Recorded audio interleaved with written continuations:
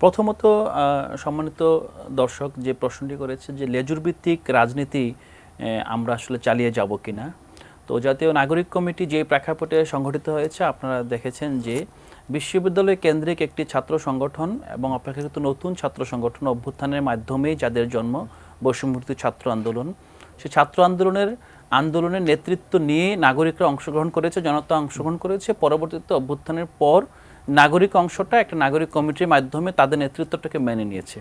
So আমরা কিন্তু লেজুর ভিত্তিক রাজনীতির ধারাটা প্রথমে উল্টে দিয়েছি যে আমরা ছাত্রদের নেতৃত্ব মেনে আমরা নাগরিকরা সংগঠিত হয়েছিলাম এবং পরবর্তীতে এখনও আমরা যে নতুন রাজনৈতিক দল করছি আমরা বলছি যে বৈষম্যবিরোধী ছাত্র আন্দোলনের নেতৃত্বে এবং জাতীয় নাগরিক কমিটির উদ্যোগে নতুন রাজনৈতিক দল সংগঠিত হচ্ছে। এই প্রেক্ষিতে একটি আপনার নতুন ছাত্র সংগঠনের আবির্ভাব ঘটেছে। তো এটার মূল প্রেরণাটা ছিল এটাই যে বৈষম্যবিরোধী ছাত্র আন্দোলন যেহেতু বিশ্ববিদ্যালয় কিংবা শিক্ষা প্রতিষ্ঠানের গণ্ডি ছাড়িয়ে জেলা বিভাগ এবং উপজেলা পর্যায়েও তাদের কমিটি আছে, সমন্বয়ক আছে। সো সেই ব্যবস্থাটাকে টিকিয়ে রেখে যদি এক নতুন রাজনৈতিক দল হয় তাহলে ছাত্রদের সাথে তাদের সম্পর্কটা কি হবে, সেই প্রেক্ষিতে ছাত্রদেরকে পরিপূর্ণ স্বাধীন করে দেওয়ার প্রেক্ষিতে কিন্তু নতুন ছাত্র সংগঠনটির জন্ম হয়েছে। সো আমরা ক্যাম্পাসে ছাত্র রাজনীতি এবং যে দলীয় লেজুর ভিত্তিক ছাত্র রাজনীতির বিপক্ষে।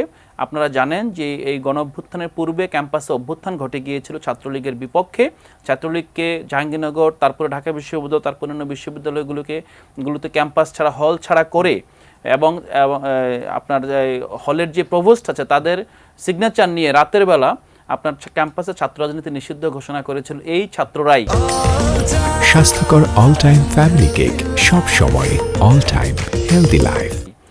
সো একই ছাত্রদের হাতে গড়া সংগঠন নতুন কোনো লেজুর ভিত্তিক রাজনীতি সৃষ্টি করবে সেটা আমরা হতে দিব না এবং সেটা আমরা বিশ্বাসও করতে চাই না। এতগুলো পুরনো দল আছে, আমাদের তাদের প্রতি রেসপেক্টও আছে, কিন্তু আমরা যদি একটা বিষয় বলি যে যেই মানুষরা দীর্ঘদিন ধরেই রাজনীতি সচেতন এবং আপনার দেশের একটি গুণগত পরিবর্তন চায়, এই মানুষগুলো কিন্তু এই পুরনো দলগুলোর সাথে আপনার কাজ করতে পারেনি, দলগুলোতে আস্থাও রাখতে পারেনি।